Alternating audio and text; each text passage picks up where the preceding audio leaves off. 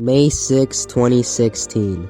Captain America Civil War had just come out, and along with it came our very first look and feel of the new MCU Spider-Man.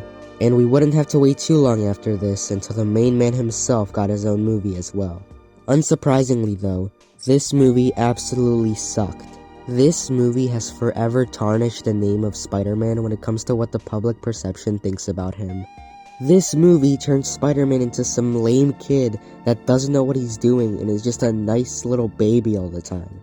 Whatever happened to the comic-accurate dickhead Peter Parker that would crash out every 5 seconds? Which is a fact I know because I've actually read the original comics.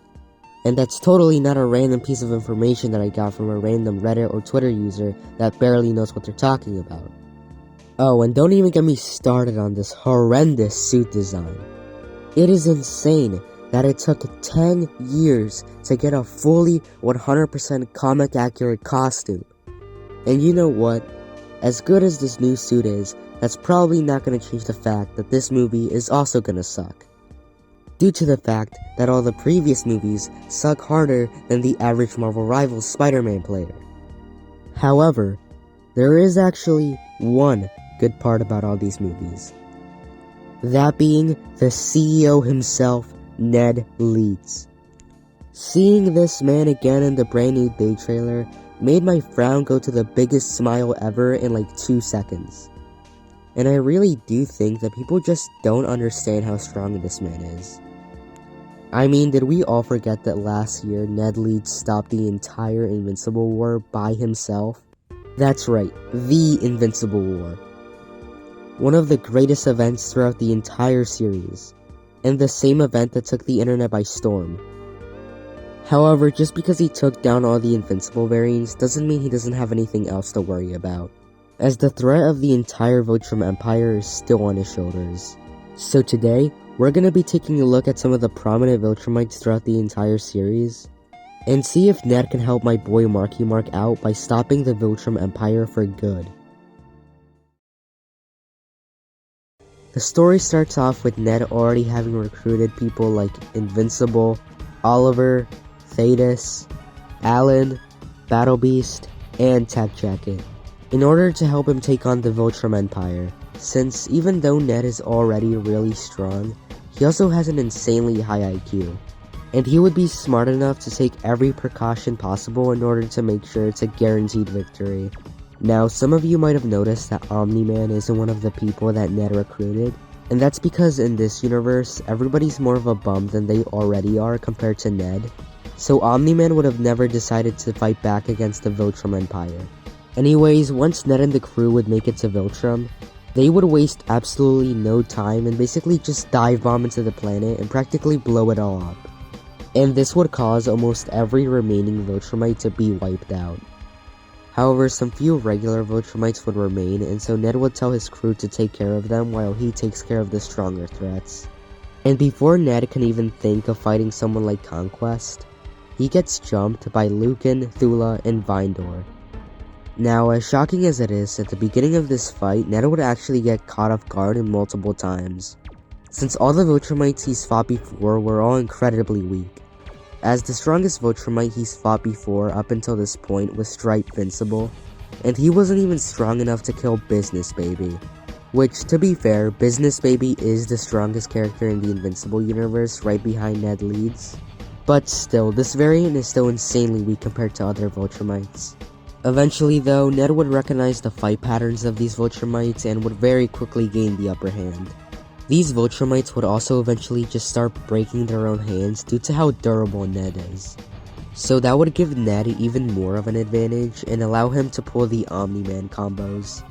Once this battle is over, Ned would fully realize what he's up against, and he would decide to partially lock in, since he wants to make sure that the Viltrumites are guaranteed to lose, but also wants to give himself a little bit of a challenge. He would then fly over to the next Viltrumite he sees, that being Anissa. Now, Anissa would definitely use her speed to her advantage due to how fast she is, and she would be able to hit Ned multiple times, but they wouldn't really be able to do any damage to him, and it would only lead to him retaliating with super speed of his own. Eventually, Anissa would grab Ned and throw him all the way to space. However, Ned would just stop himself from flying towards space and uses his super durability, so when Anissa clashes into him, she would just explode. Back on the ground, things would be looking pretty good as everybody's locked in due to the fact that they're listening to their own Conk edits. However, Mark would be getting beat up by his dad again, but Ned would intervene until the fight goes as far as it did the first time. And this fight would go the exact same way that the Season 1 finale did, except Ned would be Omni-Man in the situation and Mark would be Omni-Man. However, Ned is a compassionate person and would try to get Omni-Man to join them. Omni-Man is too far gone, however, and so he would refuse, which would result in Ned having to kill him. Mark would become enraged seeing what Ned did, and it would cause a brief fight between them. However, Ned would be able to calm things down and explain to him that it was for the greater good. However, just as things are calming down, Conquest would appear. This fight would be absolutely insane, as Ned would have to stop holding back, but even then, Conquest would just mess around with him the whole time. Mark would try to intervene and help Ned, but Conquest would very easily beat him and heavily injure him. Ned, looking up and seeing how much damage Conquest did to Mark, would allow Ned to have his own "you don't live to see tomorrow" moment and allow him to power through and beat Conquest. And right before Ned kills Conquest, he thinks back to just how insane Conquest is and gives his own version of the "I am so lonely" speech. Ned gives a huge lore dump and explains that there never was a Scourge virus, but instead, Thetis made him to exterminate all the Viltrumites. And he almost succeeded, but the Viltrumites that were left were just way too strong for him. And he ended up having to retreat to the MCU universe, where he would eventually meet Peter Parker. But later on, once Thanos snapped his fingers and Ned got blipped, instead of just vanishing, it actually transported Ned back to the Invincible universe, where he would grow up to be Mark's best friend, join the Guardians of the Globe, try to stop Omni-Man, live his best life, and stop all the Viltrumites. Once Ned says all this, he would kill Conquest, and just as he thinks it's over, Thrag would appear. Now, if we were going based off of the TV show and my limited comic knowledge, then we basically know nothing about Thrag besides the fact that he's the strongest Viltrumite because of his hairline. So this would definitely be a really hard battle for Ned, especially after the Conquest fight. And just as it looks like it's gonna be over for Ned, a portal opens, and Tom Holland, Andrew Garfield, and Tobey Maguire come out to help him. Mark gets up and joins their side along with the rest of the crew, and Ned would channel all of his power and fully heal himself. And with the power of friendship, Thrag would just straight up disintegrate.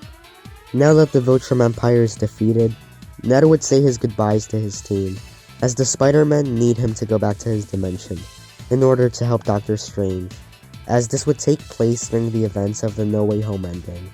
And as we all know, the masterpiece that is No Way Home ends with everybody forgetting Peter Parker. And with that, Ned, with no memory of Peter Parker, continues to live his life in the MCU universe, with us having to wait until Brand New Day comes out in order to see where his story goes next, which will probably be the only good part of this movie. But with all that being said, at least, Ned, the CEO, still thrives, because he really is